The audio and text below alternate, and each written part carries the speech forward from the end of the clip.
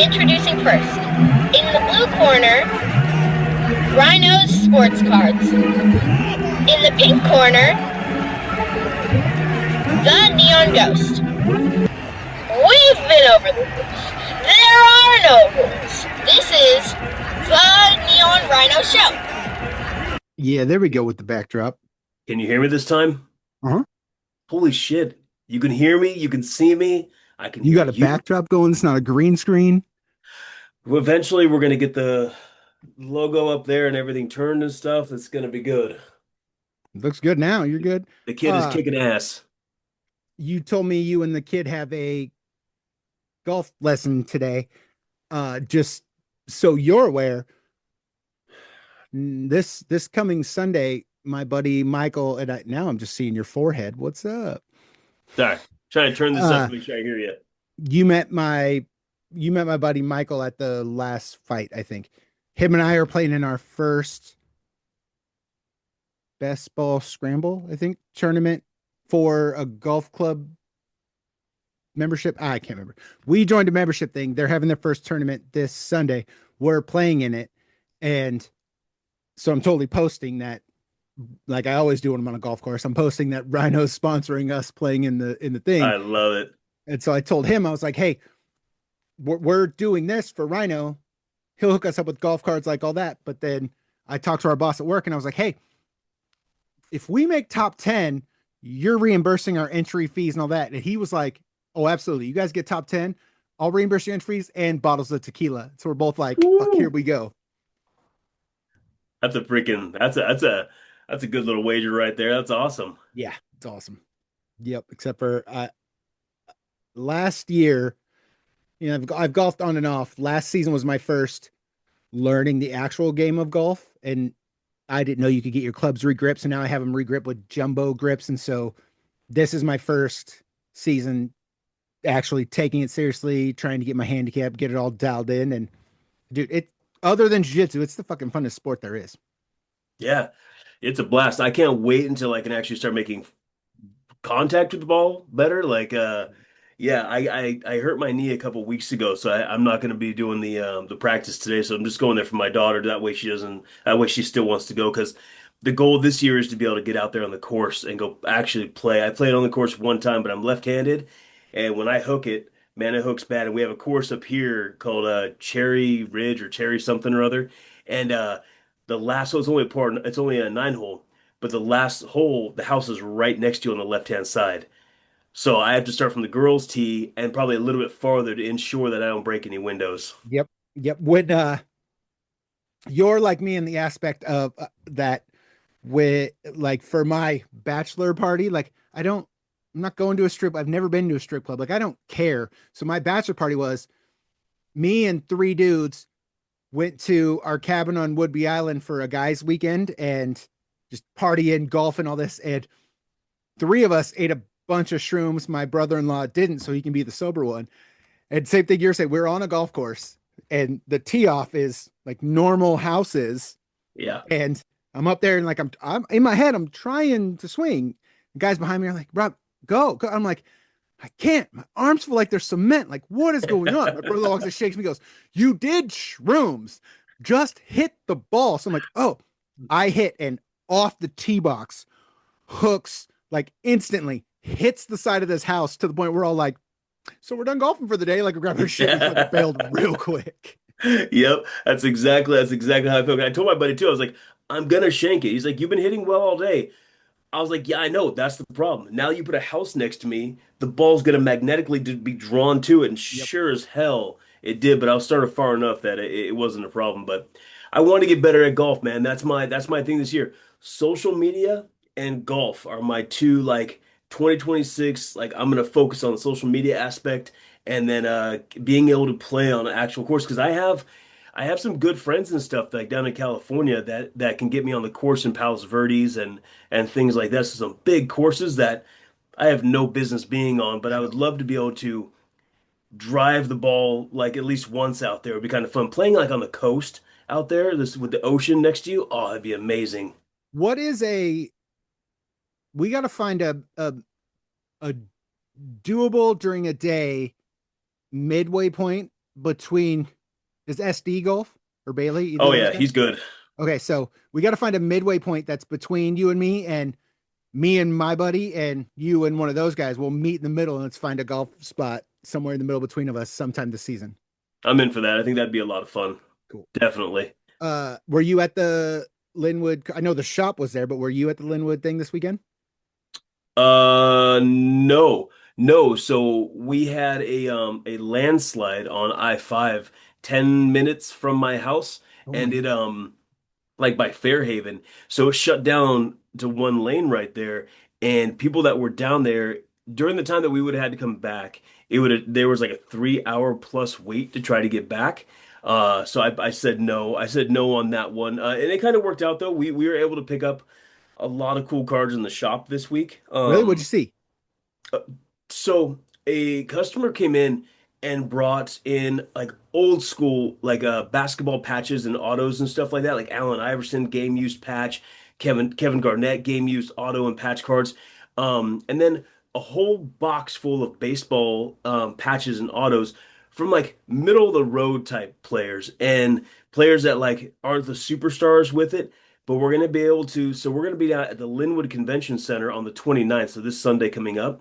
We're going to be there and we're putting them all in $1 through $5. It doesn't matter if they're $10, $15 the card. We're putting them in a $1 through $5 box, and we're going to have just two rows full of all those new ones we're finished pricing up this week. Nice. Nice. Yeah. When you Yeah. say I may be wrong, but I don't think I am from being in your shop and then going to DJs. When you call something a white box, when I walk in your shop, the not the Pokemon wall, but the back wall to the right, the white boxes there, some say $5, some $8, but they're broken up at NBA and NFL. Is that what you mean, white boxes? Yep, exactly. And those are usually cards that are 10 for $1. They could be dollar, they could be $5. It's things that don't really fit the cases, or if people are set collectors and like we'll buy a lot of vintage. So there was a time where we got in like man, like 19, what was it? 62 or 65 tops, and we bought 400 from a guy. So we put them all in sleeves and then put them in that box and then labeled it, the Yeah. 1962 tops, complete your set type of stuff. So, Yeah. and those are just white boxes. Yeah. Okay.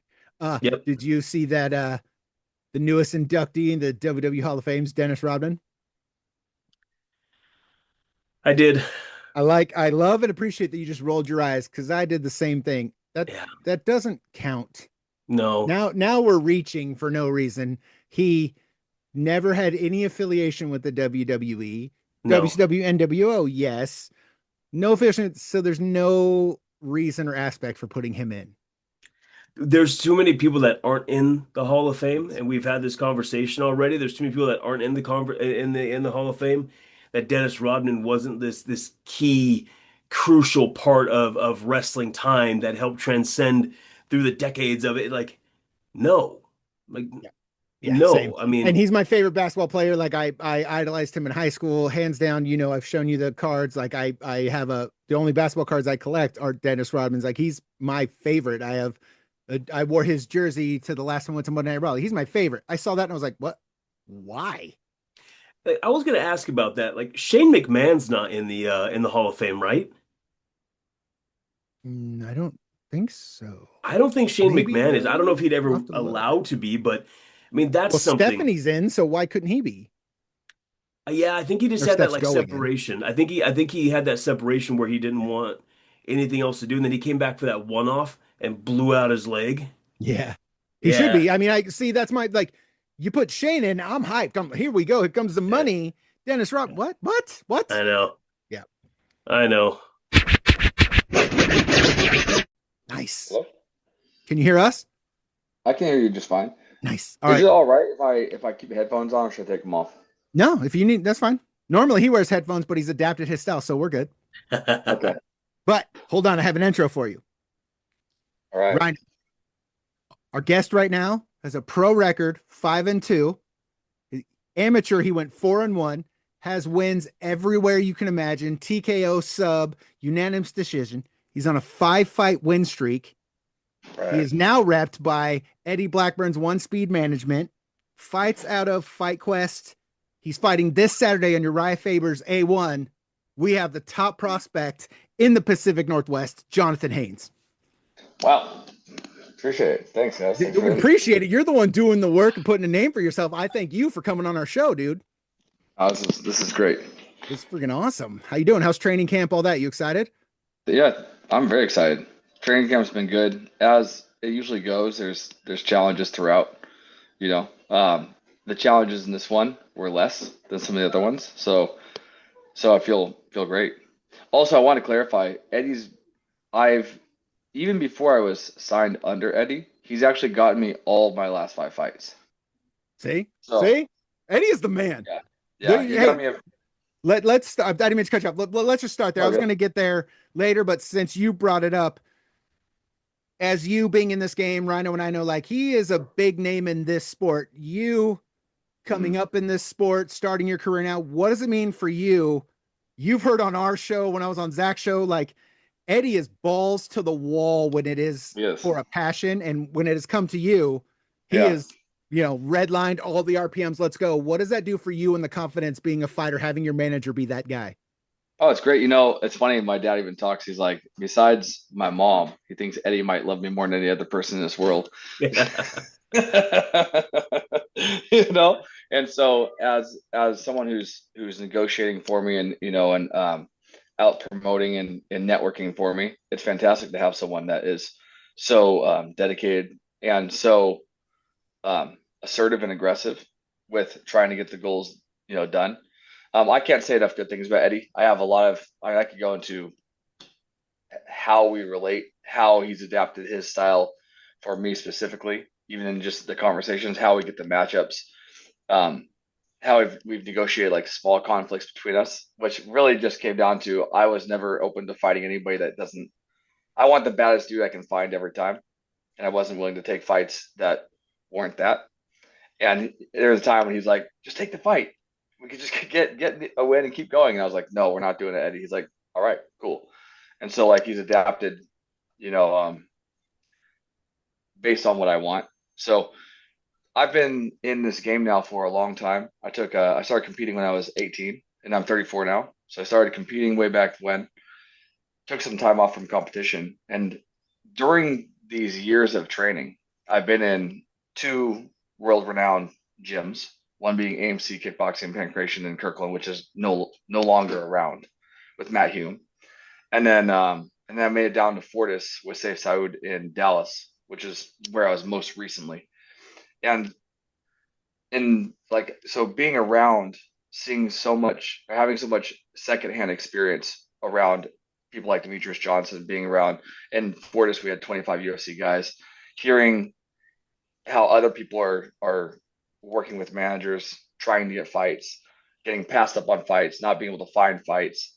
My own experiences with that, mainly in Texas, and having someone like Eddie who's good at relating, understands the game across the board, like understands how to manage, understands because he fought himself, understands how to coach, and has been a promoter and a matchmaker. It's huge. It's huge. If you're up here, there's going to come a point when it's not going to make sense. If you're trying to fight professionally and you're up here in the Pacific Northwest, it's not really going to make sense to not talk to Eddie, and see if there's a fit there, because so I was his first guy since he started managing or started One Speed up again. I think back in the day he was managing guys and fighting and had a thing going, have his own gym. But since stepping away from promoting and into management, I was the first one. And then since me, he got Case and Hammer, who is no longer represented, Nero Rep, Alex Hamilton, this badass named Craig Jackson up in Bellingham, just got Talon Hammonds. Like he's in the fights that he's getting people typically within the first 24 to 36 hours of signing them are big fights, like Tough Enough, A1, what's the other one? CFFC. I can't remember what it actually stands for. I don't know. But I know what you're talking about. Yeah, I think it's Miranda Granger's. Yeah. So immediately getting like these really big opportunities. So yeah. Nice. Yeah, I can't say he doesn't seem like he can say enough about me, and it's mutual. That's why it's great. That's why when I was like, hey, can we get John? He was like, absolutely. Here's his phone number. When do you want him? And I told Ryan, I was like, yo, John. He was like, yeah, I'll be like, let's go. And so like that's why it's for Rhino and I being part of Koga, seeing guys come there, and Mhm. then the passion and love we have for Eddie, and he's throwing your name out, and I'm like, well, I haven't seen that dude fight in Koga, but like I know who that dude is. Can we get him in Koga? What's up? And then Yeah. all of a sudden it's blowing up that dude a phone tap out, you're the Koga Yeah. champ, and I'm reaching out right. I'm like, yo, is this legit? I'm cool if this is legit. Like, let's go and or get these guys in the cage. Like, I like watching you fight. Yeah. I've seen you fight. I have since knowing I was Thank going you. to talk to you, went back and watched some of your fights. And what I wanted to ask you was, of all your fights, what one did you find the hardest, or going into it, you were just like, God damn it, what's going on in this? Oh man, there's been a number of them. I've kind of been coming from behind in multiple fights, which I'm not trying to make a history of or make a pattern of, but it has been the case. So in the last, we'll talk about the last five because the last five have won. There was a big change in who I am and how I fight. That was evident in the cage going from I fought a fight against Adrian Lyons Lopez. You know this name? Yep. Tough guy. Fought him a year ago, nearly a year, probably nearly exactly a year I ago. was gonna say, I think we're real close to a year. Yeah. Yeah. And after that fight, 2 months later was Kaysen. And between that, I had a lot of shifts in how I do things that has allowed me to show up and fight differently and better and win. Um, the Kaysen fight, what meant a lot because I was going to be 0 and 3. I was trying to resist being 0 and 3, right? And so it meant a lot fighting that fight and getting in there. I was so nervous. I was so stressed out before the fight that I gassed in the first round within just a few minutes. And we came out. Unfortunately, there's no video of that fight, but the first 2 minutes of each round, we both only threw haymakers, and we didn't miss. So it was literal rock'em sock'em. It was just like it's what you kind of hope that a fight looks like. Not the most technical, but just rock'em sock'em line from the hip, full chest, just landing. And so that was a really cool fight because I hit him, and there was one point when he stunned me, hit me, and my legs buckled, and I took a back step, and he lunged in. I hit him, and the exact same thing happened. It was like 1 for 1. And it was like, oh shit! But we both kind of realized we're not going to knock each other out. But he kept trying to because I kept wrestling him after that, and then was elbowing him in the face. So he wasn't. So he had to knock me out. But that was a hard one. The next one, Noah Connors. Do you know this name? Yep. He's a beast. He is a That beast. was a beast. And he also has a bunch of fights that aren't recorded, like honest apology. So what I pieced together is that he was 12-3-1 when we fought. Even on his pro, even has a pro fight that's not recorded. Yeah. Kind of Yeah. weird.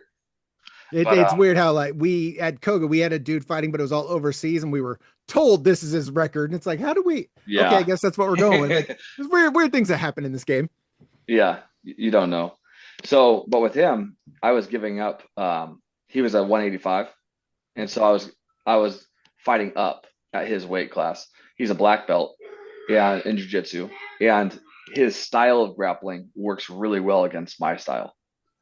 So I knew going into the fight that, oh, like this is a bad matchup for me, actually.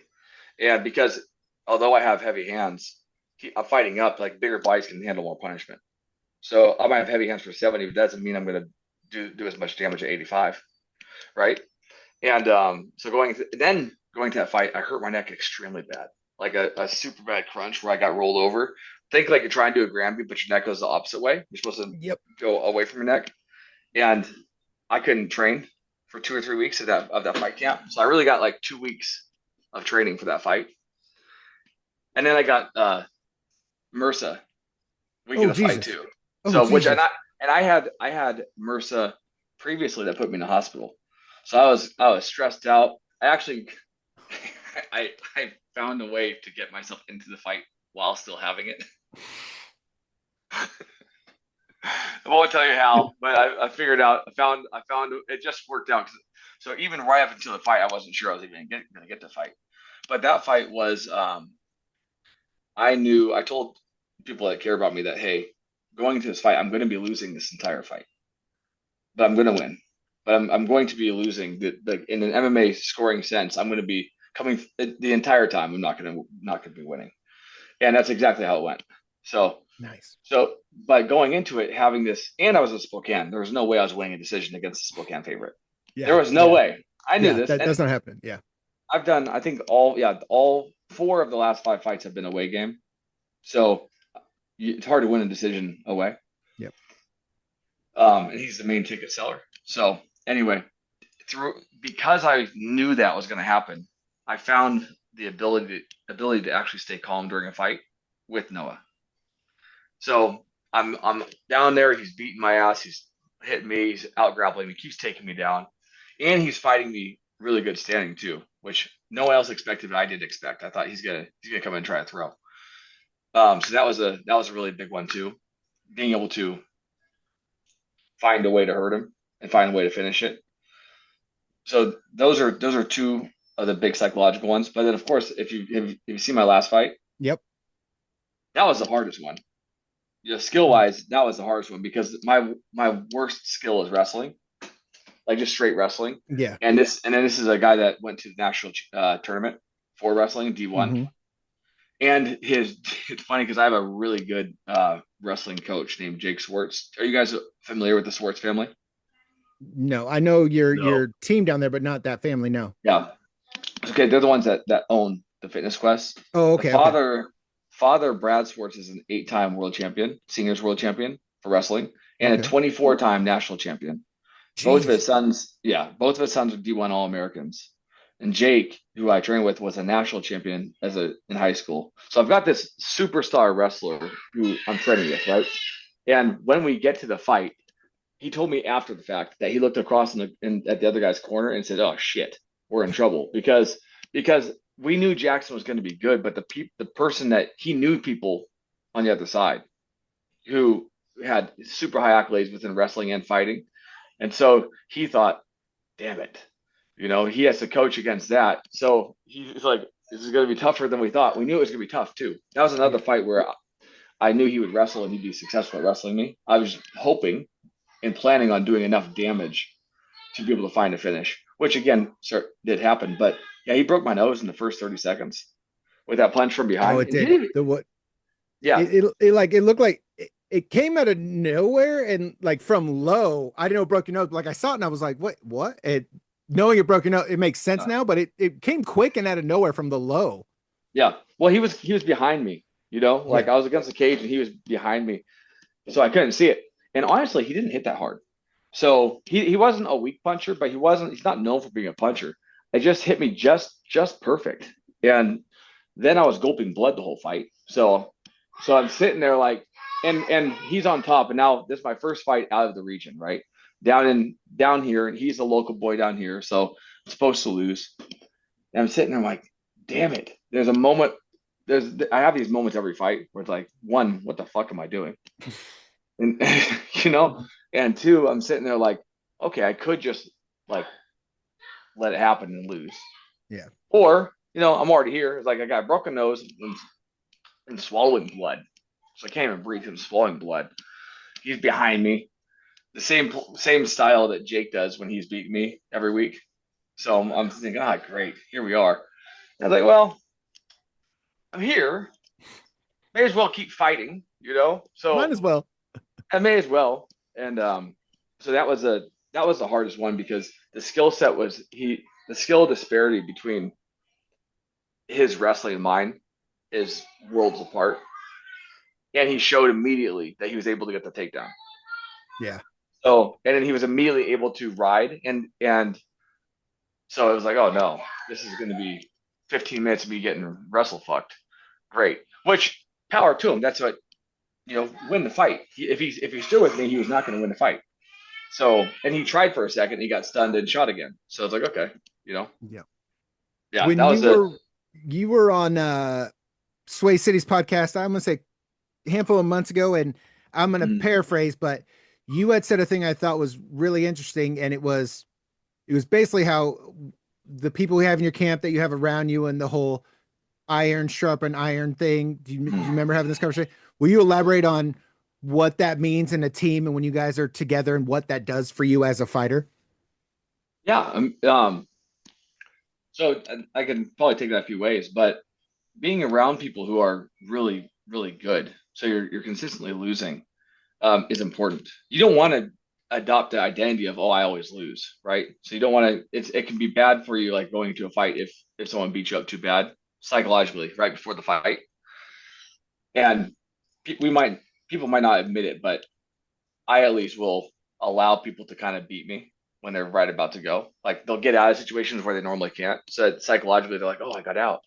You know, it's like, "Oh no, I let you out," but I need you to believe that. So when you go to the 100%. fight, you're ready to go, right? But I think it's extremely important to be in a room that's pushing you because with so Matt Hume was definitely the highest technical master I've ever been around for anything across all, you know, with throughout my entire life. And within fighting, it's been 10 years or so since I've trained with him. And I still keep coming up with things. I'm like, he was right. Now I get it. Oh, he was right. Now I get it. Like it is every I've heard I haven't found one thing yet that hasn't worked. So I've been around that. And then Fortis, we've got a fantastic coach in Saif Saud who puts together this room of 25, UFC people plus say like 25 other amateur and lower like regional pros. So I've been around these different kinds of environments. And what I found was, and I was coached, I was taught this, and I found it to be true, was that your training partners are the most important thing. Like the people you're actually training with. It doesn't matter if you have a UFC champion like DJ. He's 125er. It's nothing for me. Like I can watch and learn as he's being taught. I can look at his work ethic, but training around, like having them in the room doesn't necessarily make you any better. It's me and you are rolling and training together that make each other better.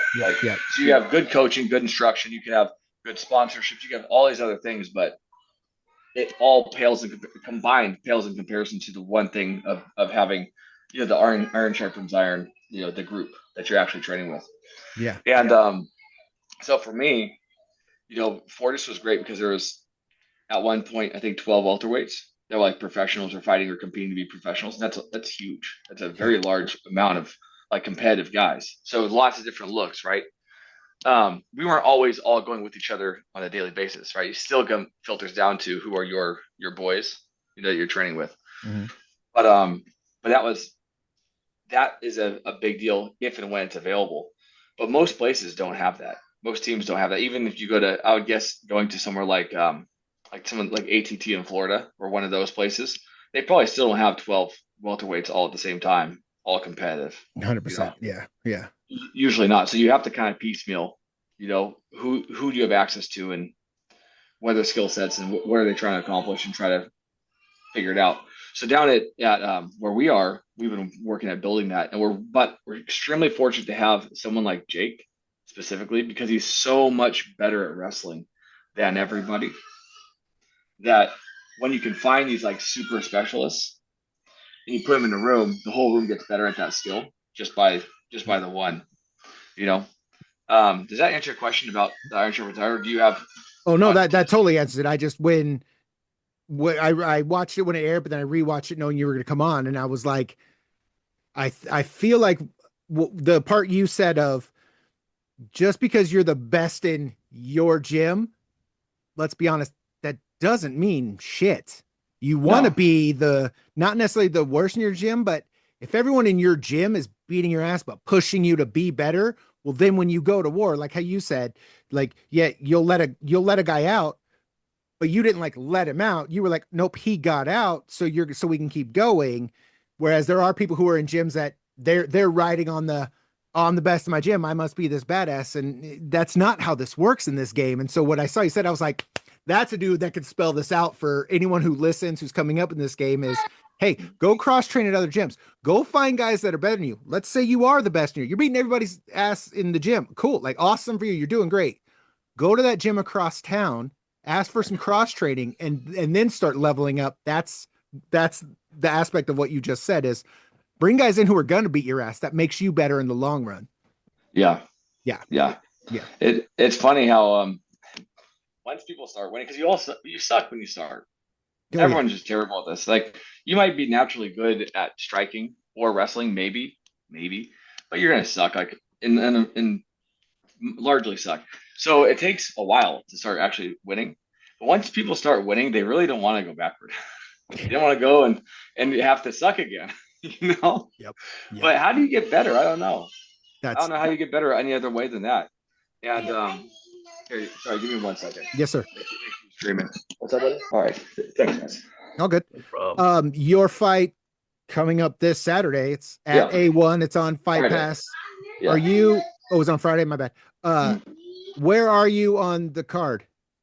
Do you know? We are the first main event, or no, not main event. First main card fight. The first So main sorry. card fight. There we go.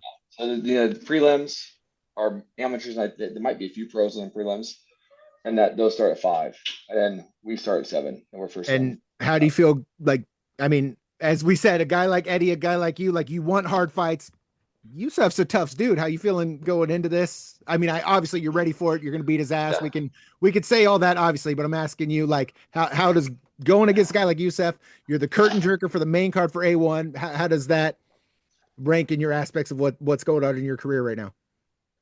Oh man, I'm not certain I'm going to win. A lot of fighters talk. Oh yeah, I'm going to kick his ass. I have no idea. I'm going to try to kill him, and so we'll find it out. Like typically my strategy for fighting, especially with wrestlers and grapplers, he's a good grappler too. I think he wants to knock me out, but he's a good grappler. My style, I'm usually losing the MMA fight, but I'm usually winning the fight in damage. And so yeah, that's fair. Yeah. If I have long enough, most people fold. Like they break. I bring a lot of pressure, and I've heard that since before I had any skill. It's like the energy and the level of everyone talks about violence, but that's what I get told. The intensity of when I'm in front stalking is very high, and so it causes people to panic. Even tough people cause them to panic because it's at such a high clip and it's unrelenting typically. So unless you hurt me, but then usually my answer to that is still to attack. So with fights like Yusuf, he's a prospect. We took him on purpose. That's another one that they said don't fight him. I've been told that a number of times with a bunch of people. But I keep saying no. I want them. I can take them. I want them. And so 2 days after the fight, I think it was 2 days after the fight with Jackson, still have a broken nose, right? Like smashed up nose. I said I want the Chechen, and so they're like, all right. He's like, you want him? I was like, yep. So and then the A1 guys are like, hey, Jackson's a handful, but Yusuf is a real handful. I'm like, whatever. Yeah. Whatever. So, Yeah. so I was gonna ask you what. So a couple days away from your fight, what does a typical fight week look like for you? Like leading up into your fight, do you have like rituals, routines, things like Mhm. that you do leading up into them? Oh, for sure. I have I track a lot of things like when it comes to nutrition and like I have to get myself ready to perform my best. I have a lot of routines. I track them and I tweak them every fight, based Okay. on what worked. I'll try little things, and if it works, then it becomes adapted, right? So like right now, I'm in the beginning of the weight cut, or the water cut. So I'm starting to deplete, I won't worry with all the details, but starting to manipulate the diet in a way that my body will hold less water going all throughout the week. Yesterday, I took my ritual hike. So Sunday of fight week, I always take a hike. It's like a last little cardio injection. Is how I see it. And also, like I through the fight or through the hike, I'm starting the fight in my head. I'm losing the fight in my head. I'm winning the fight in my head a bunch of different ways. I'm thinking of the fight week. I'm thinking of those moments like the face off or the first time I shake his hand or meet him. Thinking of what I'm going to say when I win. Thinking of how I'm going to feel celebrating afterward. Going through what if I lose. All these negotiations that you do with yourself because the decision to fight is here. I'm never going to back out, but there's still a lot of fear, a lot of uncertainty, a lot of I could be injured, I could be hurt after this. what does life look like after this? How does this actually, all relate? And that hike is a ritual that I've done. Most of the fights I've ever had, including smokers, including like kickboxing, amateur fights, I've done something like this all the way through. Because I did Taekwondo as a child, and I went and competed nationally, and I found there was a certain hike that our team went and we did as like a conditioning thing. But I did that before that one to get ready for it, and so it stuck since I was 10 or 11. That's been my like a ritual, right? So I hold that ritual. Besides that, currently I watch my sister's kids early in the week, several days a week. So for the fights, I'm with I'm with a bunch of toddlers and not just toddlers and kids, which is nice too to like mentally get ready because I'm thinking about the fight and I'm just thinking about what I got to do during the week, right? But outside of that, I don't believe in I don't want to have too many rituals or too many things that have to have like superstitions that have to happen where fights are chaotic, fight weeks are chaotic. Many times things change last minute and I don't want to have to hold on to things and not get them and have like that be a bad thing for my state. So main one was the hike and that's already done. And then I also play a lot of chess during the week. Nice. Like Mellow in mind. I like Yep. it. online chess, yeah. I have two questions. One, you're on a 5-fight win streak, so let's see, how you said you're dialing down the diet, you're getting it all dialed in. What is after the victory? What is the go-to? I'm eating all the food. What is the go-to meal you go eat after a victory? Oh, unfortunately, I don't have a go-to one right now because I'll always want a steak.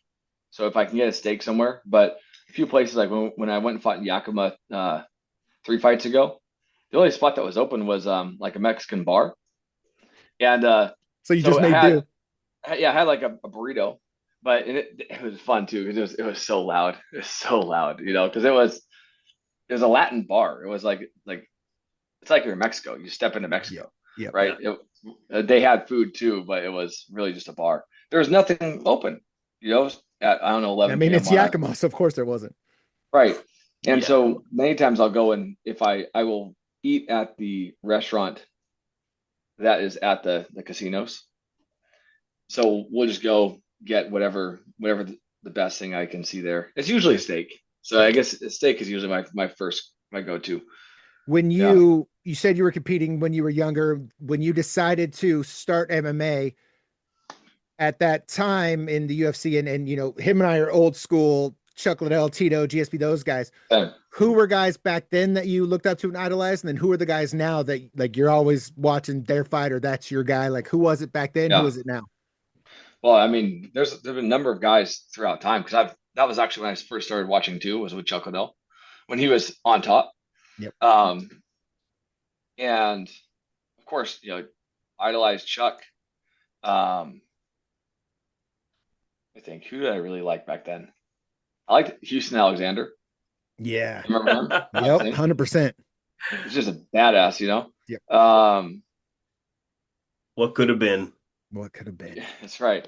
Fedor. Of course, Yes. Fedor. It's Yes. hard because he just took on anybody and finished them all. Yep. Just a dog of a human. I like the Diaz boys a little bit. They were fun, but Yep. also, it's also like, how do they keep winning? I really like Tony Ferguson. He was a later date, but I actually really liked Yes. Tony when he was on his run. El I really Cucuy. liked Tony. Yeah. I thought that he could have been champion had he had a shot earlier. Yeah. Did he ever win the championship? Maybe for a Interim. second. Yeah, he Interim? won interim. Yeah. Okay. Before and then Habib popped on the scene. Yeah. And then Habib I don't shot, think I don't think they were fought, but I think early he may have had a shot against Habib. Early. Yeah. After Ferguson lost to the extension cord, I think his career just went downhill after that. Wow. What's Rude. the extension cord? He was supposed to be fighting Habib, and he tripped on like some cords in the back after their interview, and that fight got called off. He blew So out it was his. like one of like he was at a the Fox Sports presser. thing. Yeah. Press conference. He damn. tripped on the cords for the camera and he tore his ACL and his MCL tripping on the cords. Yeah, brutal. Yeah. Yep. Well, the way he lived too, he threw his body around in weird Oh ways. yeah. So I remember my first knee injury, I blew my own knee out. I just pivoted and my knee popped, or it didn't pop. My knee dislocated. Like so, from a step jab. So it's like if you're the way you live, if you're living wrong, which you might not even realize you are, your body might be hanging on by a thread. Yeah. You know what I mean? So if for that I much get damage to that. all happen, he was already the way he lived and the way he fought, jumping around and all that, and being so skinny, that's not good for you either.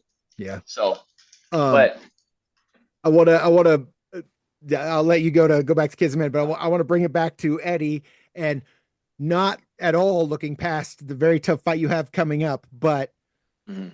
were you part of the negotiations when he came on our show and just started blowing up about you being the champ and AC and all this? And then he called me when I was on Zach's show talking about it.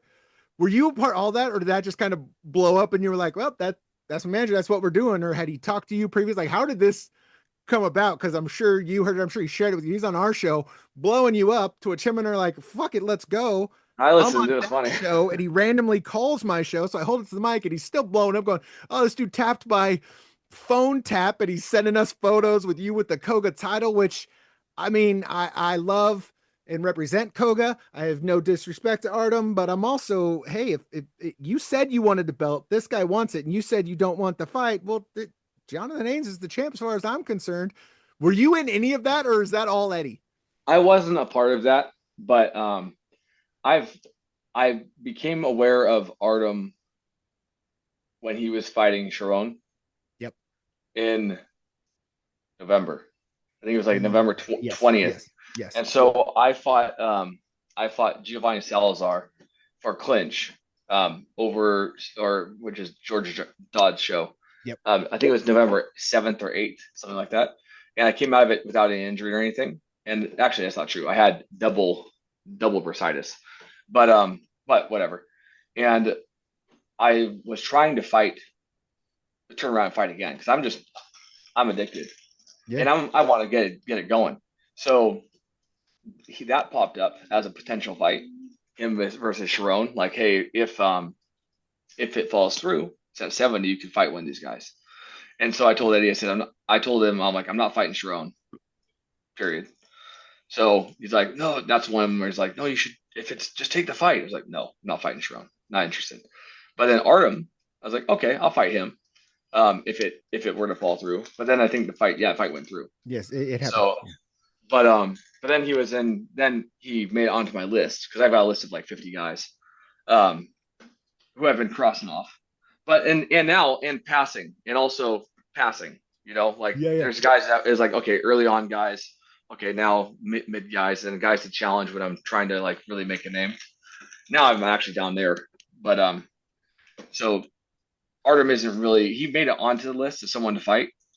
Um And I don't, because of my style of going after the Baz dude, because I want to fight, for love of the game, and I want to prove something to young John, as 10-year-old me that hey, I'm who I wanted to be. That involves fighting the toughest Baz dude around. Um, then I saw Arms fighting the other dude. What's his name? Not the last show, 2 shows ago. He fought a long time ago, and then he just fought again. What's his name? I don't remember. Okay. Anyway, both of them, they're combined, right? LJ Laporta. That was the last Not him. one. No, the other one. The one before Before him. that one? Yeah. It's almost like I'm professional. Oh, before that one was the Sharon one. No, there's one. There's a guy after. In You're right. Kerry Latimer. Gary Latimer. Yeah. Yeah. Oh, Vladimir, that's right. Yeah. And no disrespect to those guys because they're fighting, they're getting in the cage, and I don't know what their life looks like, but they've lost a lot of fights. They've lost a lot of fights. I don't know how to lose 47 professional fights, and that's what both of them had lost before they stepped in and fought Artem. And so it's like, dude, you're choosing to fight these guys, and we're making different choices. Yeah. So that I'm kind I've been raised by a good family to be a kind person, but there's a predator in me too that just wants to eat people. And when I see, so he became a target, because of his choices of always going after these guys. Reminds you of kind of being a bully. And I thought, okay, I think I'd destroy you. And so let's fight. Now I haven't talked shit to him, and it's not my way to talk about a fight without having talked to him typically. But I started posting a little shit like on Facebook on his posters, just a little bit, just little teasers to see if he would bite, and he didn't bite. And then he fought the LJ Porte guy. At least that guy's gotten some. He's actually won some. He's kind of tough. So at least he's more of a risk, than the other two. But it wasn't my plan. But I had told Eddie, I was like, hey, can we get that fight? Like, I'm interested in fighting Artem. You know, it's funny because it could be a banger, but also I enjoy holding people down and hurting them, and so I could see just flying across, grabbing him, immediately putting him down, and then basically rape choking him and elbowing him in the face until he can't survive. He'll give me his back, and then I'll spine him. Like I really like arching people out because it's a kill position. Like there's nothing you can do. Um, I've won several fights that way. I think three or four. So I really enjoy. I get a lot of like physical satisfaction from doing that in my gut. So I could. That's how I think the fight would go. And he could listen to this because he ain't gonna fight. And if he is, then cool. It'll go like this. This is how it's gonna go. Like this. It's gonna go this way. Um, but so, but I don't need, I didn't feel the need to call him or anything, but I had said it to him, and then he goes, "I want that fight. I want that fight." So Eddie's been trying to get that fight, Yeah. And if he wants, the other thing that I don't like is that he's asking for a title fight. Yeah. So you're asking for a title. You want to be known as the baddest dude around. Yeah. Well, but the guys you're fighting have lost 47 times. I'm fighting Noah Connors. I'm fighting Kason Hammer, who's knocked Yusuf. people out at 3 different weight classes. I'm Yep. fighting Yusuf Esembayev, who's a international phenom, right? At least that's what they think of him.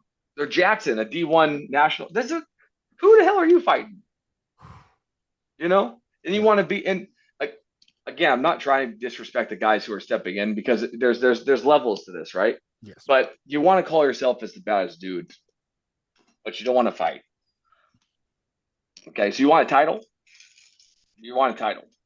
So in that way, I agree. I'm the phone tap champ. In that way, I do agree with it. I didn't come up with it. I think it's slick. I think it's funny as hell. But hey, he doesn't. If he doesn't want the smoke, and that's okay too. If you don't want it, that's fine. But you're not the champion then. Fair. I mean, you could, yeah. I understand completely where you're coming from. You want to call out that you want the title, but then there's another guy saying, "Hey, I want it too. You think you're the baddest? I know I'm the baddest." Well, that's what a title's for. So here we go. Right. And who else is going to fight for it? Yes, exactly. Who could fight for it? Who would be awesome? A friend of mine, Jeremiah Robinson. That'd be Yep. badass. Yeah. I wouldn't fight him. They've offered him before, and to both of us, and we're like, no, we're not going to fight each other. We're friends. Yeah. We're friends and training partners. Like I care about him. I don't want to fight him. If he takes the title, I don't want the title. Fair. Yeah. Yep. There's plenty of fights around. There's just people all over this world I can go and fight. I don't need to fight my friends, Yes. right? So there's him. He could go fight him, but he ain't gonna fight him either. Because Jeremiah would smoke him. I love this. So he ain't gonna fight him. And yeah. So I love like you as a fighter and doing the thing you're doing, and then now combining Eddie's passion and stuff and him just being full blown behind you. Like I want nothing but the best for you and all the things, and I want Rhino and I to be sitting back one day and seeing you on Contenders or in the UFC going, "Bro, that's our dude. Hey, we're talking to him tomorrow on our show." Like I want all that for you, but best of luck. And I'm not gonna hide. Like you got a tough fight coming up this weekend. I also want to see you in the Koga cage where I'm sitting with Ed Herman calling Yeah. your fight, and Rhino and I are looking across the trailer going, "That's our dude." Like that's my short term goal for you. Is I really would like to Yeah. see you in the Koga cage someday. Well, I would like to fight there too.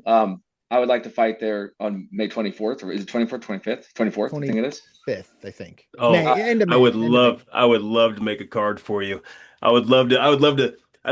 Your style of fighting. So I do the fight night bonuses for Koga as well. I oh, make very the cool. trading cards for him, and then I do the performance of the night and fight of the night bonuses. Nice. Yeah. That would be an absolute joy to see you in the Koga cage with us sitting there, no matter who you're gonna fight. You talk about Artem. I like Artem. I enjoy having the conversations with him beforehand and him wanting to put on a show for people. I think the guy is a hell of a class act, and I think that'd be a spectacular fight. No matter how it goes down with you this Friday, I think that you and Yusuf is going to be a blast. I'm actually going to pay to watch the fight because Oh, cool. I'm excited to see you fight, and that's going to be my Friday night thing because I think A1 puts on a hell of a good show. Uriah Faber's Dude. a dope dude and a good fighter. Plus we know the announcer is the Yeah, buddy too, Eric. so it'd be the voiceover there would be awesome to hear. But yeah, man, we're excited. I'd love to see you in May. That'd be get that done with Joe. Brian, but we gotta find an opponent. That's So, well, like I even have I have my list of my hit list. Let's pull it My up and see hit who. list. Do you hear this, dude? I got a hit I know. list. I'm excited. That's why I'm even more excited to see how Friday goes, and then you get this hit list together, and then oof, boy, Yeah, let's see if there's any Koga guys. Because he's there's he's also pulling the Chris Jericho right now for us Right? right here, You made Robbie. the list. You've made the list. Like, let's fucking go. um a lot of these guys now are they're outside of the region. Yeah. You know what I actually should do is I should go to the topology list. Yeah. Yeah, I'll do that because most of these guys now I'm looking aren't local. And there's guys too like RJ Hoyt was a guy that we had talked about fighting before. Now obviously we wouldn't fight him now. But Oh, you don't but want RJ to kick your ass. I get it. yeah, exactly. I love Exactly. RJ, dude. RJ's so much fun. Dude, I haven't met him, but I have training partners who are friends of his. Yeah. So I'm sure he's a good dude. Yeah, he's a good guy. It's fun. He's fun to watch. The crowd goes nuts. It's always fun to watch his Yeah. Yeah. entrance. Yeah, he's great. He's great where he's at. Yep. But then there's guys too that like Butler. I don't need to fight Isaac Butler. Yeah. Yeah. And Kaysen, I fought Kaysen. Yep. And then there's some other names that Joe had thrown at me as potential opponents, who it didn't go through. So you're tempted to think it was the other side that said no, because I haven't said no. I haven't said no yet. Have you Except ever for said no ever for any Sharon. reason whatsoever in a fight? Have you ever Yes. said, well, let's take Sharon out of it. Yes. No shade to Sharon. Hold up. Rhino and I are personal friends with Sharon. No shade to Sharon. I No understand shade why to you Sharon. said no to that. No shade. We're not, I love you, Sharon. You know this. I understand your aspect of your career, why you would say no to Sharon. Yeah. No shade on him. Other than that, have you ever sidestepped him like, oh, wait a minute? Like, you're like, no, fuck it. Let's go. Mouthpiece. Come on. Yeah. Now my coaches have said no for me before. They've turned people down. I've said, hey, I want to fight this guy, and they're like, nope. But I have not said no yet. But that's you. Um, That's you respecting their decisions for you. Well, That's not you. Well, I can't. If you're on a team, you can't necessarily go against what the coach says. Yeah, fair. Not actually. If hey, I'm the one that's putting your fights together, like you got to do what I say. Yeah. Maybe at a higher level or professionally, maybe you could negotiate that some. But when you're an amateur and you're like early on, you take the fights that your coach gives you. If they say no, they really have the control of that. Yeah. But okay, so there were a few names that were thrown around at a time that didn't go through for whatever reason. One guy, and I don't think they've even fought for Koga, but Jeremy Humphrey, he had said no. RJ had said no. Isaac Butler said no. Tyson Sifion, who's a 6-2 guy he might be 7-2 now. Wait. Badass. Isaac said, hold on. No shade to Isaac. Love Isaac. Was hanging out with him at the last one. I'm going to side with what you just said. We don't know that Isaac said no. His team is they have med no, but you and Isaac would be a good fight. Isaac's a dog. He had a hell of a good last fight. Yeah. That was good. Maybe. I love you. That was a fun fight. Look, hey, listen. He's again, respect to him. Look, we're at different stages right now. I understand. I was 2-2. I was 0-2. He was 0-2, and then he beat RJ, and then he just beat Jason. Yeah. You know, but he's 2-2. I'm 5-2 right now, and I'm fighting an international prospect. Yeah. Yep. I don't. If he wins a few more fights, then okay, then we can talk about fighting.